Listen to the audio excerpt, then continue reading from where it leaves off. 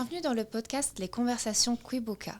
Dans ce podcast, nous mettons en lumière les voix des artistes, activistes, avocats et simples citoyens et citoyennes ayant œuvré pour protéger la mémoire du génocide perpétré contre les Tutsis. Aujourd'hui, nous recevons Bernard Belfroy, réalisateur du documentaire Une des 1000 collines. Bernard Belfroy est né à Liège le 17 octobre 1978. Il est diplômé en réalisation cinématographique, section cinéma à l'Institut national supérieur des arts et spectacles et des techniques de diffusion à Bruxelles. Il écrit des nouvelles, réalise des courts-métrages, des longs-métrages, des documentaires. En 2005, il réalise Rwanda, les collines parlent. Et il sort cette année le documentaire Une des 1000 collines, dont la tournée de diffusion rwandaise vient de se terminer. Avec ce film, Bernard Belfroy revient donc dans le village du premier tournage du début des années 2000 qui faisait le récit des Gacaca, des cours de justice traditionnels. Cher Bernard, bonjour. Bonjour Jessica Mouza. Ma première question pour vous, c'est comment et quand vous êtes-vous intéressé à l'histoire du génocide contre les Tutsis ? Écoutez, quand le génocide est arrivé, j'étais peut-être pas encore en âge de discerner exactement ce qui s'était passé. Il faut dire que pouvait-on comprendre. Je ne sais pas si on était toujours très bien informés. Encore que, je pense qu'à l'époque, la presse belge ne tenait pas encore trop mal. Je veux dire, on ne pouvait pas lire du genre d'Ormesson qui nous parlait de conflits interethniques et des horreurs comme ça. Donc, Marie-France Cros et Colette Brackman faisaient ce qu'elles pouvaient pour informer au mieux les gens. Mais moi, j'avais 15-16 ans et sur le moment, je n'ai pas compris grand-chose. Et puis après, en Belgique, on a quand même eu la chance d'avoir un acte artistique important, qui était la pièce du groupe OV. Et puis, j'ai rencontré des gens, dont Yolande Mukagassana et d'autres rescapés. Et puis, vous avez aimablement dit que j'étais diplômé de l'INSAS. Alors, juste pour rigoler 2 secondes, on va rigoler. Mais en fait, c'était mon mémoire. On pouvait faire un mémoire d'écriture pratique et j'avais écrit un mémoire, un projet de documentaire, en fait, sur le génocide perpétré contre les Tutsis. Et en fait, ça s'est très mal passé à la défense de mémoire. Je pense qu'un des membres du jury regardait le Rwanda avec des vieilles lunettes du 19e siècle et on a un désaccord de fond, en fait. Et j'ai eu 9 sur 20, donc j'ai pas été diplômé. Mais 3 semaines après, Luc et Jean-Pierre Dardenne avaient lu le même projet et m'ont dit c'est super, nous on va le produire. Et donc je ne suis pas diplômé, mais disons que 3 semaines après, j'étais dans l'avion. Et m'a dit voilà 6 semaines au Rwanda, va regarder, réfléchir, rapporte un film et on va le produire. Et c'est vrai que j'arrive à Kanombe, et puis quelques heures après, donc je pense que c'était la première année, je pense que du Kigali Genocide Memorial de Guy Sozy. Je pense que c'était la toute première année. Et puis je suis avec ma petite caméra toute tremblante. Et quelques heures après, je filme les crises de traumatisme. Et je pense que les cris de cette femme ne m'ont jamais quitté. Et ils sont dans le film, justement, dans ce nouveau film, parce que c'est quelque chose qui... C'est quelque chose... en fait, quand on est happé par l'histoire du génocide perpétré contre les Tutsis, il y a quelque chose qui se passe Il y a une injonction, un devoir. En tout cas, moi, j'ai répondu comme ça. Et puis après, en réfléchissant, on s'est dit qu'en fait, c'était absolument au-delà de la mémoire du génocide. C'était un processus de justice absolument exceptionnel, qui n'était jamais arrivé dans l'histoire de l'humanité. Et on s'est dit qu'on allait plutôt centrer le film sur les Gacaca. Et je me souviens, notamment en Europe, il y avait beaucoup d'ONG disaient des choses. Je pense toujours un problème de lunettes, à mon avis, mais disaient des choses, exigeaient que les Gacaca soient finalement comme la justice classique, sans voir, sans comprendre l'aporie, la question insoluble dans laquelle était le Rwanda. Qui est très simple et que la plupart de nos auditeurs connaissent, c'est que en fait il y avait énormément de gens qui devaient s'expliquer de crimes de génocide, qu'avec la justice classique ça aurait pris près d'un siècle, et que dans le même temps la culture de l'impunité a fait que la haine plantée par la colonisation a grandi, grossi, a continué après l'indépendance, a continué à grossir, les discriminations, les tueries sont devenues des massacres génocidaires, et puis les massacres génocidaires ont culminé jusqu'au génocide en 1994.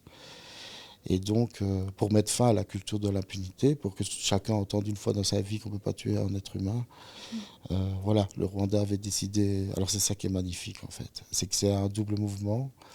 Le premier mouvement, c'est d'aller rechercher dans sa propre culture détruite une solution.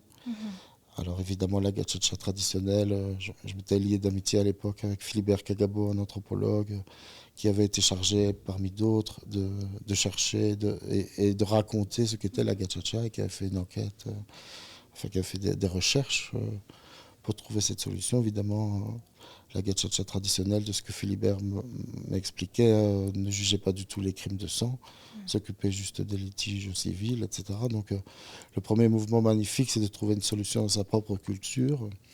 Et le deuxième mouvement, c'est pas du tout une petite justice sur l'herbe, qu'importe ce que veut dire le mot gachacha, mais c'est un processus de justice extrêmement sophistiqué, qui a eu plusieurs périodes de catégorisation, d'instruction, donc. Puis après, période des procès proprement dites, et puis après, des appels possibles, enfin voilà, des catégorisations de crimes très sophistiquées. Voilà, un processus non seulement d'aller chercher dans sa propre culture une solution, mais après, de le moderniser. Et je trouvais ce processus absolument incroyable, tellement rare de l'histoire de l'humanité. Et en même temps, je me souviens aussi que des ONG occidentales, des coopérations techniques dans les pays disaient mais qu'est-ce que c'est que cette histoire de justice? Vous allez remettre la zizanie, vous allez remettre la haine. Et les Rwandais disaient ben écoutez, déjà nous on est souverains, vous êtes gentils, mais deuxièmement nous aussi ce qui est bon pour nous. Et les Rwandais avaient raison. Il n'était pas imaginable de parler de questions d'unité, de réconciliation avant de parler de justice. Il fallait faire les choses dans la bonne temporalité. Et donc voilà, à ma connaissance, il y a eu, il y a les archives des juridictions Gachacha qui ont filmé certains procès. Il y a aussi les archives d'Ibuka qui en ont filmé certains.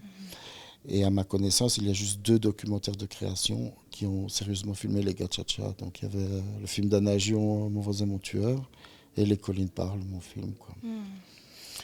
Et donc, je trouve que ça fait peu. On dit toujours qu'il y a beaucoup de choses sur le génocide perpétré contre les Tutsis, mais moi je trouve qu'il y a vraiment trop peu de choses, trop peu de films, trop peu de...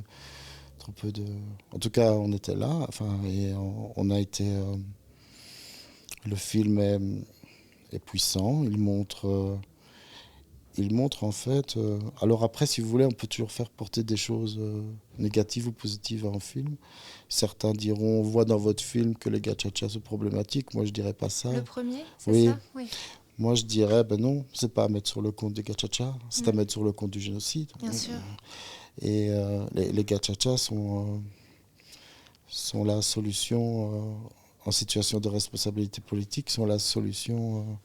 était la bonne solution qui s'imposait. Maintenant, est-ce que tout était parfait? Je ne sais pas. De toute façon, il faut être aussi modeste. Hein. Donc, les gachacha commencent en mi-2005. Moi, je pense que je tourne mon film 3 mois après. Donc, c'est vraiment le tout début des gachacha. Et après, on sait que c'est un processus qui était en rétroaction, qui a été interrogé, la loi organique modifiée. Par exemple, le cas de force majeure...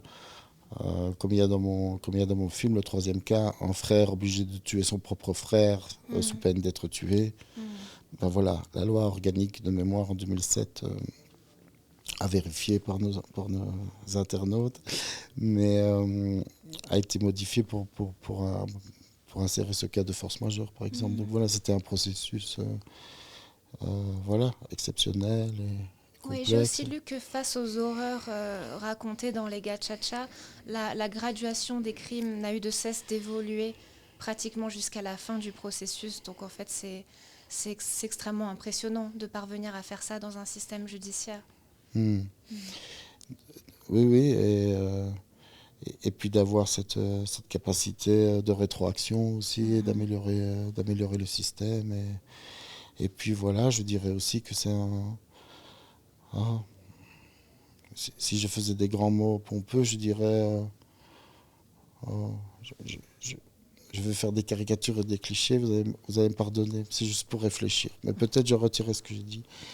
Mais je veux dire, en Occident, nous, on est plutôt individualiste. On a inventé l'individualisme. Et en inventant l'individualisme, on a inventé une chose magnifique qui est aussi la liberté. Mais je trouve que la question collective, le pronom personnel, nous, on l'a complètement oublié, en fait. Et je pense pas ici, en fait. Et je pense que les gachacha, elles incluaient ce nous. De toute façon, quand moi je suis avec des amis rwandais, ils ne vont pas dire, quand ils décrochent au téléphone, si j'ai bien compris, ils ne vont pas dire je suis avec Bernard. Ils vont dire on est avec Bernard. C'est naturel ici. Et donc, les gachacha, elles avaient sans cesse en tête. Nous, on dit souvent, loin d'ici, que la prison est faite aussi pour réintégrer. Je ne suis pas certain. Mais en tout cas, les gachacha ici, elles avaient vraiment vocation à reconstruire une société et à réintégrer les gens dans la société. Et c'était aussi une de leurs missions, leur mission presque première, je dirais. Aujourd'hui, on parle beaucoup, à juste titre, et c'est un très beau mot, de libération de la parole. Mais en fait, voilà. En 2005, la libération de la parole pour des crimes d'une toute autre nature, l'avait lieu au Rwanda aussi. Et je pense que c'était capital et important, ne fût-ce que ça déjà.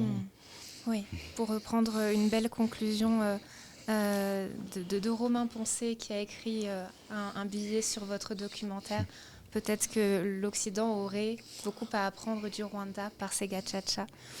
Ma question suivante, c'est donc par rapport à ce documentaire, Une des 1000 collines. Racontez-nous, racontez à notre public quel est le but de ce documentaire, sa construction, quel message souhaitez-vous transmettre?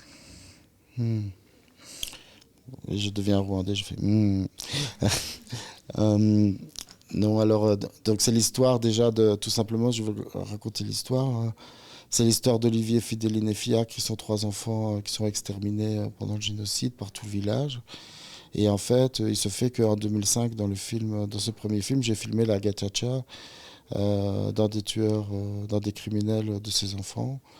Et au cours de ce procès, ils se rejetaient la responsabilité l'un l'autre au cours de la gachacha. Et donc, étant dépositaire de cette histoire, je suis revenu après montrer mon film à tout le monde. Bon, je ne pouvais pas le montrer à tout le monde en même temps parce que la situation était parfois encore dangereuse pour les rescapés. Hein. Les gachacha n'étaient pas libérés à la parole, mais pour le meilleur et pour le pire, c'était pas toujours évident pour la sécurité. Et en fait, à ce moment-là, je me suis lié d'amitié avec le grand-père des enfants qui cherchait à savoir ce qui était arrivé à Olivier, Fidéline et Fiacre. Et puis, je suis repassé en 2008 ou 2009, je ne sais plus. Et ben voilà, il était décédé. Alphonse était décédé. Et c'est vrai qu'à l'époque, je ne sais pas pourquoi, il pensait que, comme j'étais là présent avec ma caméra, peut-être que ça aurait aidé, ou la gachacha aurait aidé à trouver ce qui est arrivé à ces petits-enfants. Et en fait, j'avais l'impression voilà, que plus personne ne cherchait à arriver à savoir ce qui leur était arrivé. Et donc ça a continué à trotter dans ma tête. Et puis au moment du Covid, je me suis dit, tiens, est-ce que tu ferais pas de cette petite touche, est-ce que tu tenterais pas de savoir un petit peu ce qui est arrivé à ces 3 enfants? Et puis en même temps aussi, je me disais, la temporalité décidée et qui était juste de commencer par la justice, les tribunaux gachacha étant terminés, je me suis demandé, tiens, est-ce que les questions d'unité, de résilience, de réconciliation ne commenceraient peut-être pas à être à l'ordre du jour? Et puis je me suis dit, ben voilà, il y aurait aussi un mouvement énorme qui verrait ce que le Rwanda a fait, partant du dernier génocide du XXe siècle jusqu'à un système de justice exceptionnel, jusqu'à aujourd'hui les questions d'unité. Je pense que ce grand mouvement de 30 ans voilà, est aussi une leçon, je pense, pour l'humanité tout entière, en fait. C'est comme ça pour est né ce film. Et voilà, je ne sais pas si je réponds. Non, c'est une belle réponse. Et ce que j'ai trouvé beau en le regardant, c'est qu'il n'y a pas de tentative de romancer. Et je pense que c'est ce qui a pu provoquer des réactions dans le public européen, occidental. C'est qu'il n'y a pas l'histoire simple à la fin qu'ils auraient aimé avoir, soit dans la rage et la colère sans porte de sortie, soit dans une histoire de tout est bien qui finit bien, tout était parfait. Et je pense que c'est l'un des films les plus justes, l'un des documentaires les plus justes que j'ai pu voir sur la question. Bon. Euh, Après, je dirais, il y avait une sous-question, peut-être j'avais pas répondu, qui était la construction. Mais en fait, c'est vrai, je me souviens, il y avait en 2005 des panneaux publicitaires un peu partout dans Kigali qui disaient Ukuri Kurachiza, la vérité libère. Et en dessous, il y avait 3 mots, la vérité, la justice, la réconciliation. Et en fait, ces 3 mots sont un peu des... Enfin, ce sont des gros mots énormes. Et en fait, je pense, sans l'avoir voulu, mais en même temps, ça s'est peu à peu imposé, que j'ai finalement, parce que c'est la temporalité de ce qu'a connu le pays, je pense que peu ou prou, on pourrait dire qu'il y a 3 parties dans le film, et qui chacune se conclut par une aporie, une impossibilité. Donc la vérité, on voit bien les difficultés de la vérité. Il n'a pas été toujours possible de faire 1 million d'enquêtes. Donc on est terriblement dépendant de la parole des génocidaires, qui eux seuls détiennent une partie du génocide perpétré contre les Tutsis. Après la justice, bon, tout de suite, moi je pense à Hannah Arendt. Je me dis, ce crime qu'on ne peut ni juger ni pardonner. Mais alors, quand on a 1 million de personnes au minima, qu'est-ce qu'on fait? On dit qu'on ne veut pas partager le monde avec 1 million de personnes. C'était pas possible. D'où aussi la responsabilité d'aller vers ces gachachas comme la seule solution. Oui. Et puis, je dirais une 3e partie, qui est celle de la réconciliation. Je ne dirais pas que... Enfin, je traite, appelons-la comme on veut. Déjà, le spectateur l'appellera unité, résilience, réconciliation, comme il veut, mais je dirais qu'il y a au minimum 3 personnages, 3 façons de réagir différentes. Premièrement, la réconciliation, je pense que c'est une histoire totalement personnelle.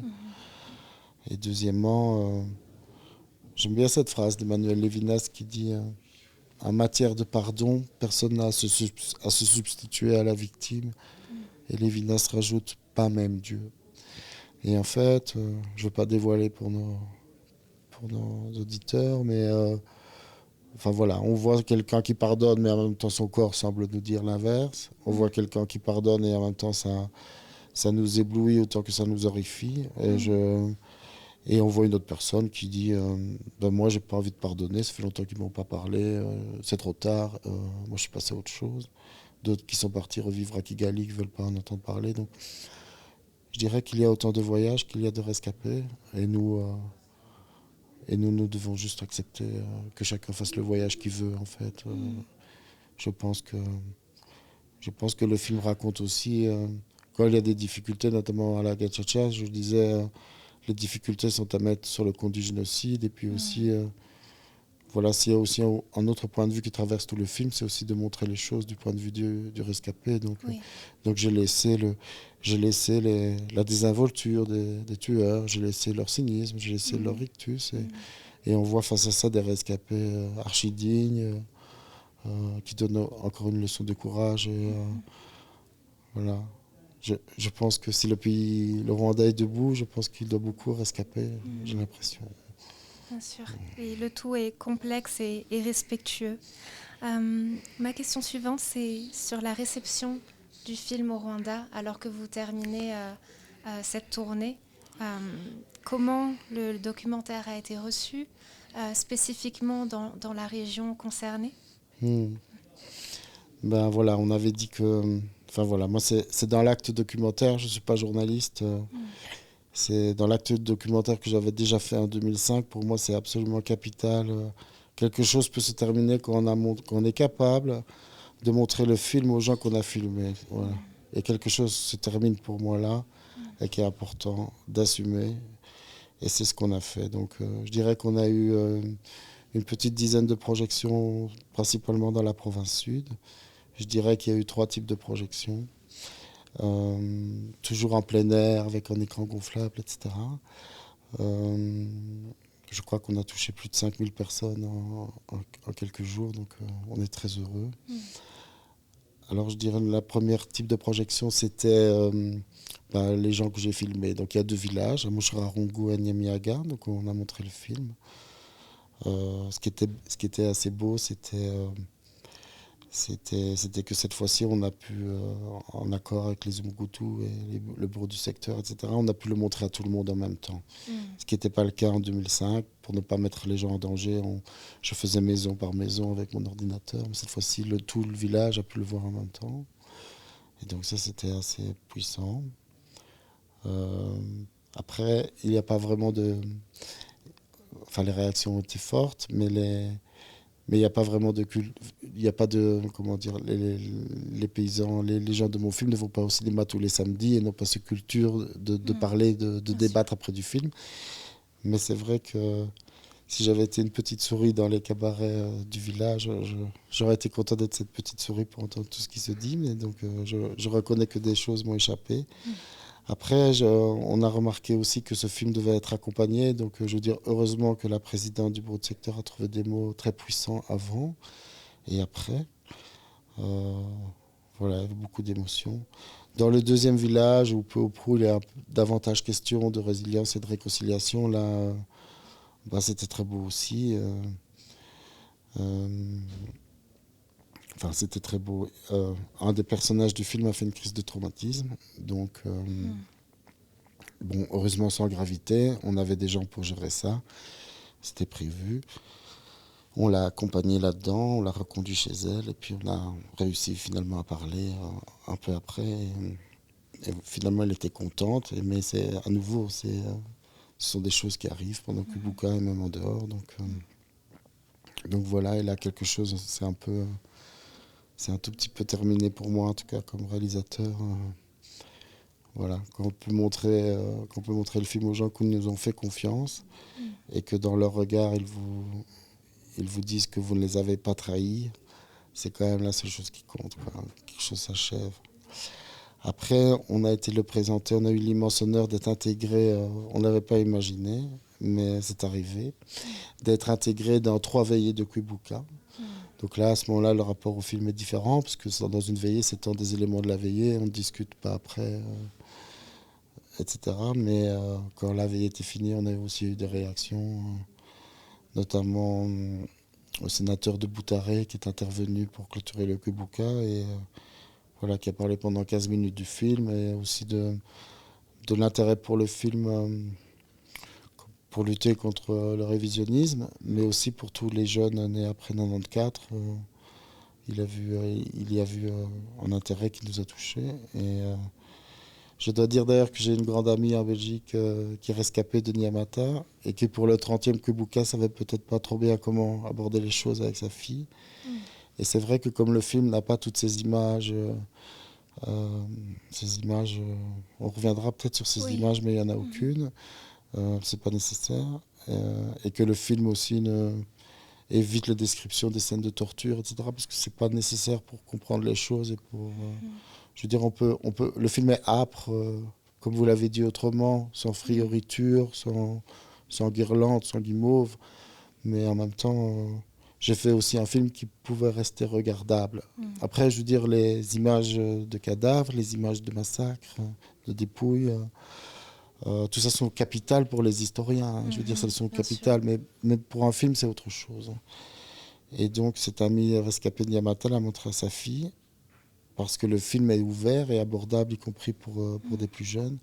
Et grâce à ça, après, elle a pu raconter l'histoire de sa propre famille. Et donc, je me dis, bon, c'est super. Ce film peut peut-être faire ce trait d'union entre les générations. Entre les générations. Et si 70% des jeunes Rwandais sont nés après 94. Et puis les petits Belges, les petits Français, enfin les adolescents ont besoin aussi de connaître l'histoire du 3e génocide, du dernier génocide du XXe siècle. Hein. Le monde entier d'ailleurs a besoin de la connaître. Et donc voilà, il y avait ces Kuibuka-là. Et puis une dernière chose, c'était on l'a montré dans les universités. Et à ce moment-là, on a eu des débats que je trouve d'une maturité hallucinante. Notamment, on l'a montré à Savé, à l'université catholique. Et je me souviens, il y a une jeune fille, je dirais 23-24 ans, qui a pris la parole et qui a dit, voilà, sur les réseaux sociaux, nous revoyons, il y a des stéréotypes qui réapparaissent, du genre des stéréotypes qui ont conduit au génocide. La génération précédente a fait les gachacha et nous a amenés ici aujourd'hui jusqu'à l'unité. Voilà, on doit faire attention à ça. On doit faire attention à cette résurgence qui peut arriver vite par les réseaux sociaux. Elle parlait à tout le monde. Enfin, le film a suscité des discussions comme ça qui étaient passionnantes. Moi, j'écoutais pendant 2 heures, hein, parce qu'à un moment donné, la parole a pris sans moi, et c'est tant mieux. Je me suis fait tout petit. Janine ma traductrice était à côté de moi, elle me traduisait tout. Et voilà, c'est formidable, quoi. C'est formidable que le film puisse vivre comme ça et puis susciter des questions aussi intelligentes que celles que j'ai entendues. En parlant des jeunes, il y a aussi les Européens. De quelle manière le film a été reçu en France et en Belgique? Parce que je sais que vous l'avez présenté, vous avez eu l'occasion de le présenter dans ces pays. Spécifiquement en Belgique, votre pays natal, qui est également le pays colonisateur du Rwanda, est celui qui a implanté avec le plus de zèle et sur le temps le plus long l'idéologie raciste et amitique qui a divisé sur une base artificielle le peuple rwandais en vrais autochtones Hutus et en envahisseurs Tutsis, et qui a donc fait le lit idéologique du génocide contre les Tutsis de 1994. Voilà, comment votre documentaire a été reçu en France et en Belgique? En France, je ne peux pas dire grand-chose parce que nous avons simplement fait 4-5 projections, des projections d'importance pour moi au Mémorial de la Shoah de Paris, puis à celui d'Orléans, etc. Donc voilà, mais globalement, on n'a pas trouvé de distributeur en France. Ça raconte quelque chose. En Belgique, voilà, avec mon producteur, on a décidé de le sortir nous-mêmes. Et donc, pendant presque 3 mois, j'ai accompagné le film dans quasi une centaine de projections accompagnées. Des projections scolaires, puis des projections au grand public, etc. Vous m'avez parlé on se tutoie, tu m'as parlé des jeunes. Justement, avec les jeunes, ça se passe bien, en fait. Les projections scolaires se sont très bien passées. Ils comprennent la chose. Évidemment, ils avaient été la plupart du temps accompagnés par une séance d'information où vous avez lu Petit Pays, ou les deux, etc. Et avec eux, ça se passe très très bien. Ils comprennent les vieilles lunettes du 19e siècle, etc. C'est peut-être pas cette génération-là qui est problématique, c'est même plutôt mon espoir, moi. Mais effectivement, oui, il y a des gens plus âgés. C'est pas parce qu'ils sont plus âgés, mais en tout cas, je pense qu'il y a une difficulté quasi systémique à enlever ces vieilles lunettes du passé. On peut entendre dans une projection quelqu'un, même pas méchant, hein, mais me dire pourquoi vous avez mis les prénoms, pourquoi vous n'avez pas mis la soi-disant ethnie à côté. Voilà, c'est des choses. On commence de là, quoi. Et puis après, je pense qu'on confond encore peut-être. Mais là, enfin voilà, il y a toujours des mots, bon, que ma maman, qui est 82 ans, disent parfois encore génocide rwandais, malgré le fait que je lui rappelle que c'est génocide. Enfin voilà, quand ma maman me dit génocide rwandais, je lui explique, et après, elle ne se trompe plus, mais je veux dire, ma maman est pas mal intentionnée quand elle disait génocide rwandais. C'est parce que nous, en Europe, on nous dit génocide rwandais depuis 94. Mais effectivement, il y a des gens qui se servent de ça en embuscade pour amener le révisionnisme.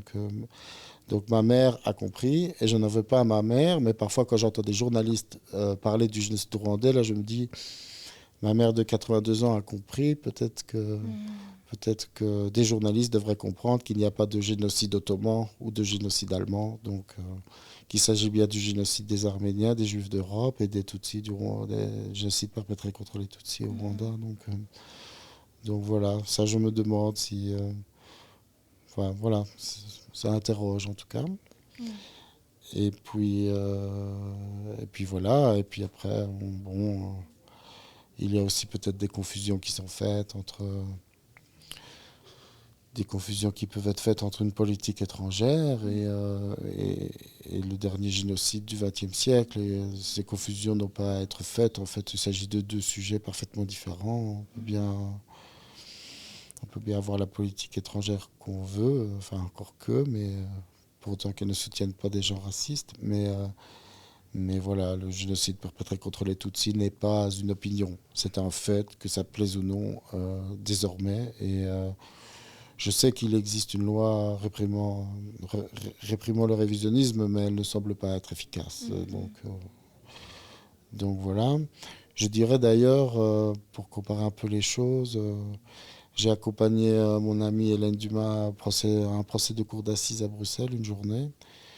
Et là, on peut entendre, je ne veux pas citer nommément des gens, mais en tout cas, on peut entendre au tribunal, par des gens qui ont la possibilité de parler, on peut entendre parler authentiquement de 5 génocides. Alors ça, c'était vraiment...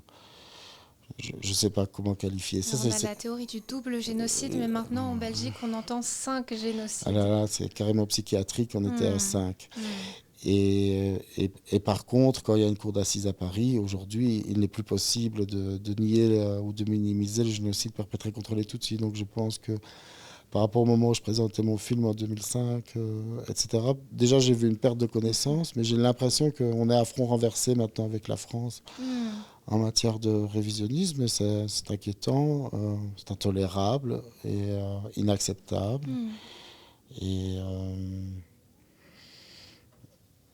Et à part l'éducation, à part peut-être ce film comme d'autres et d'autres moyens, je ne... Mais bon, il reste l'espoir, il reste les projections scolaires que j'ai eues, des jeunes qui sont nés, à qui on explique l'histoire, juste en fait, qu'il n'y a jamais eu d'ethnie au Rwanda, parce que tout le monde parlait le Kinyarwanda depuis la nuit des temps, que nous, on serait bien inspirés de s'en souvenir, parce que nous avons... On dit par pudeur qu'on a des problèmes linguistiques en Belgique, mais c'est de la pudeur. On pourrait aussi dire qu'on a d'authentiques problèmes ethniques entre trois populations qui ont des rêves différents, qui lisent plus les mêmes livres et qui n'écoutent pas le même JT. Bon, alors tout ça tient ensemble dans un État fédéral, mais voilà, je veux dire, il faut être modeste. Nous avons aussi... on pourrait presque dire qu'il y a 3 ethnies en Belgique et qu'il n'y en a jamais eu au Rwanda. Donc voilà, je pense qu'il est temps pour une génération d'enlever complètement ces vieilles lunettes racistes du passé. Mais heureusement, il reste cet espoir, quoi. Il reste toutes ces projections pédagogiques, toutes ces projections scolaires qu'on a faites. Voilà, il reste cet espoir-là. Donc peut-être il faudra du temps avant que ces lunettes changent. J'en sais rien, je l'espère, le plus vite possible. Et ça mène à ma dernière question, qui est liée à ça. Alors que nous ne semblons pas parvenir à briser cette idéologie du génocide en dehors des frontières du Rwanda, parce que ce qu'on vient de dire, c'est qu'aussi cette idéologie hamitique qui a visé les Tutsis comme envahisseurs, comme population qui cherche à prendre le contrôle, c'est aussi ces lunettes-là qu'ont certains Occidentaux quand ils analysent la politique actuelle du Rwanda. Donc, on n'arrive pas à briser cette idéologie du génocide en dehors des frontières du Rwanda. Quel est votre message aux jeunes Européens qui vont regarder votre film dans ces fameuses séquences éducatives et qui vont sans doute chercher à penser quel va être leur rôle à eux, petits citoyens qui des fois se pensent sans pouvoir, pour un monde meilleur, un monde sans idéologie du génocide? C'est vrai que ça recoupe la question d'avant et qu'on pourrait dire que pour moi, ils sont aussi la solution et l'espoir, pour autant qu'ils soient éduqués. Je ne sais pas, peut-être qu'ils peuvent demander à leurs parents de regarder le film.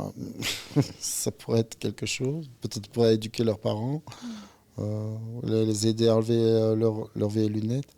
Je ne veux pas caricaturer non plus, hein. Je veux dire, tout le monde n'est pas... Une grande majorité des gens ne regardent pas non plus le monde avec ses vieilles lunettes et comprennent peu à peu la complexité de ce qui est arrivé. Et puis, mais que leur dire après, oui. Ce qui est compliqué peut-être en Europe, c'est que ces vieilles lunettes, elles ont été créées dans ces pays-là, la France, la Belgique, l'Allemagne. Donc c'est peut-être réussir à guider les jeunes à voir cette histoire comme une histoire universelle, une histoire monde, qui s'inscrit dans la grande histoire du racisme. Est-ce que vous pensez que votre film peut faire partie de cette lutte-là? Mais moi, je m'inscris complètement dans une sorte dans un courant universaliste. Parce que moi, bien sûr, c'est l'histoire du peuple rwandais d'abord, mais en même temps, cette histoire a été provoquée par l'histoire d'autres. Et en même temps, c'est un crime contre l'humanité. Donc c'est du niveau de l'humanité que ça regarde les choses. Donc Je veux dire, les phrases racistes écrites en 94 dans la presse disant que c'était un génocide, personnes noires de peau qui s'entretuent parce que vous savez, un génocide, ce serait météorologique et consubstantiel à l'Afrique. Ces phrases racistes, je peux pas, personne ne peut, ça doit s'arrêter. Mais pour moi, le combat pour combattre ces phrases qui sont authentiquement communautaristes, en fait, c'est l'universalisme, en fait. Et je pense que la bonne instance pour parler du génocide, il ne s'agit pas d'apprendre aux Rwandais leur histoire, mais je veux dire, il s'agit que le monde entier se sente responsable et investi sur la mémoire du dernier génocide du XXe siècle. Et peut-être un message aux étudiants actuels en journalisme ou en réalisation de films et de documentaires sur des questions de méthode, d'approche de terrain, d'éthique. D'éthique. Souvent dans les dossiers, parce que je fais parfois partie de commissions qui aident les projets, on lit dans les dossiers une phrase, moi, qui m'énerve et avec lequel j'ai du mal à rester calme. Donner la parole, etc. En fait, on ne donne jamais la parole. En fait, je pense que les rescapés parlent depuis 94, mais personne ne les écoute, en fait. On ne donne pas la parole, on écoute, en fait. Je pense que ça peut paraître que des mots, mais en fait, derrière des mots, il y a des façons de faire, il y a des façons de se comporter, il y a des façons d'être, il y a des façons de faire un film et d'autres d'en faire d'autres. Et donc, oui, on écoute, on ne donne pas la parole. Dans mon film, les seuls qui étaient légitimes à donner la parole étaient le président Inyangamugayo de la Gacaca. Lui, c'était codifié, il avait le droit de donner la parole, c'était son rôle. Mais sinon, quand on est cinéaste, on écoute, on écoute. Et puis, je vais vous faire une confidence. Quelqu'un m'a dit, je ne sais pas si c'est vrai, que peut-être parce que je ne suis pas rwandais, j'ai pu réussir à obtenir une certaine confiance des criminels. Je n'en sais rien, je ne sais pas. Mais je vous avoue que c'était pas simple, en fait. Parce que je ne pense pas qu'il puisse y avoir une œuvre d'art qui est basée sur la haine, en fait, à part les films de propagande. Et donc, il faut vraiment, évidemment, avec les rescapés, c'est simple, l'empathie naturelle, mais avec les génocidaires, il faut trouver en soi-même une flamèche encore ouverte. Enfin, c'est pas évident, quoi. C'est pas évident, mais il faut le faire, en fait. Il faut le faire parce qu'ils détiennent une partie de la vérité du génocide.